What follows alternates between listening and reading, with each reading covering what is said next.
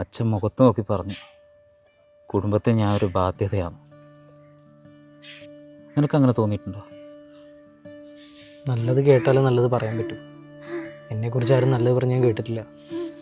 അതുകൊണ്ട് നിന്നെക്കുറിച്ച് പറയാൻ ഭംഗി വാക്കൊന്നും എൻ്റെ വായിൽ വരില്ല. കരയരുത്. സ്വന്തം കാലിൽ നിൽക്കാറാകുമ്പോൾ കയറിയാൽ മതി, ഇപ്പം ഇറങ്ങിക്കോന്ന് പറഞ്ഞു. ഇറങ്ങി. ഇവിടെ ആകുമ്പം ബാബുവേട്ടൻ്റെ വൈഫൈ കിട്ടും.